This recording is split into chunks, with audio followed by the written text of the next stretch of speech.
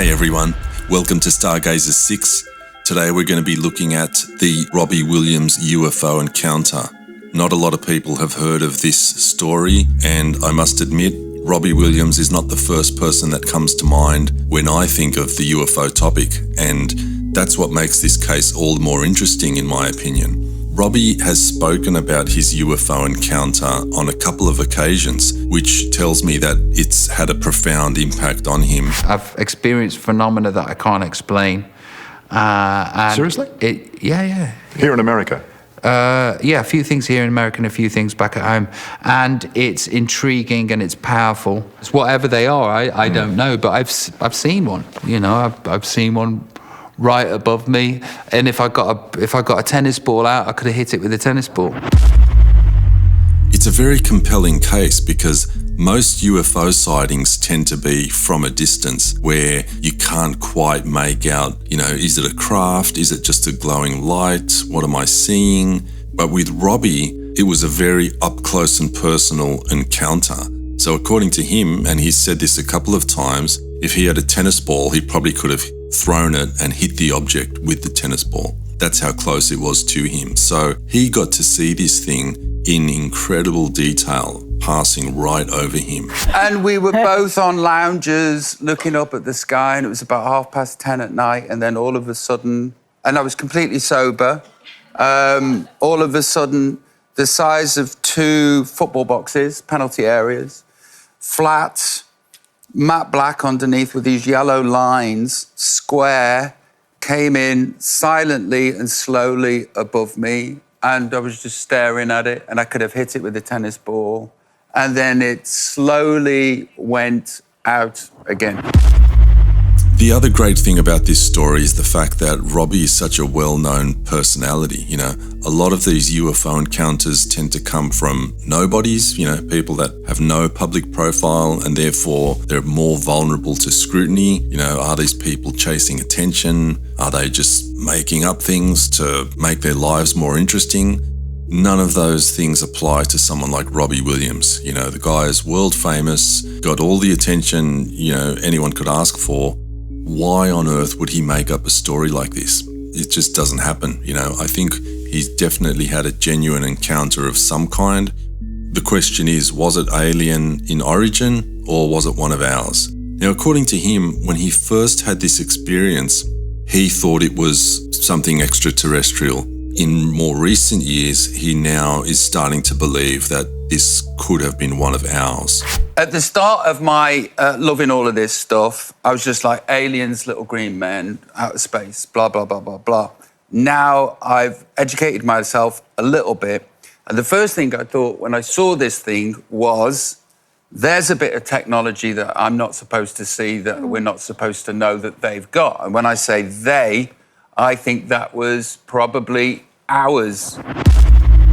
The way he describes it, I have to kind of agree with him. It does sound that way. Most UFO encounters tend to be in remote locations, places where there aren't a lot of people. This, on the other hand, seemed to happen in downtown Beverly Hills somewhere. I don't know exactly where he was. Chances are he was somewhere fairly residential.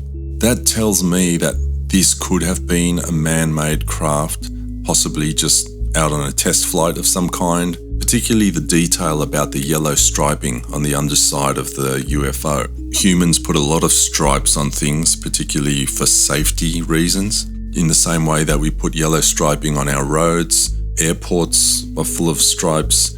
So if this was one of ours, it could have had the yellow striping under there for some kind of airport flight regulation, safety markings of some kind. Now, he describes the craft as being square-shaped. So the only case that comes to mind for me of a direct square-shaped UFO was the one seen by Jeffrey Nuccetelli, the ex-military police officer. Jeffrey Nuccetelli described seeing a red square UFO. Well, it was a square UFO, but it was glowing red. The incursions began on October 14th, 2003, when Boeing contractors reported a massive glowing red square silently hovering over 2 missile defense sites. After several minutes, it drifted further east onto the base and vanished over the hills. This event, now known as the Vandenberg Red Square, was referenced by Representative Luna at the first hearing on this topic. These craft are obviously so sophisticated. They obviously have different modes of operation. Why was this one glowing red in this instance? I don't know, but I'm guessing it had something to do with the state that it was in. You know, maybe it was performing some type of high energy scan on the facility. Maybe it was sensing danger and it was glowing red because of that. Definitely a square-shaped UFO. So could it have been the same UFO that Robbie Williams saw? Possibly. Another case was a famous one that actually happened here in Australia. A lady by the name of Doris Kapetko saw a craft while she was in her car, and she described it as being diamond-shaped.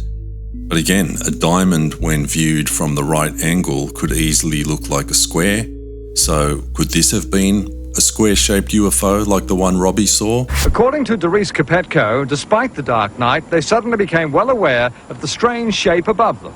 You could see the outline of like a diamond shape. There were How big was it? 4 or 5 times the size of our car.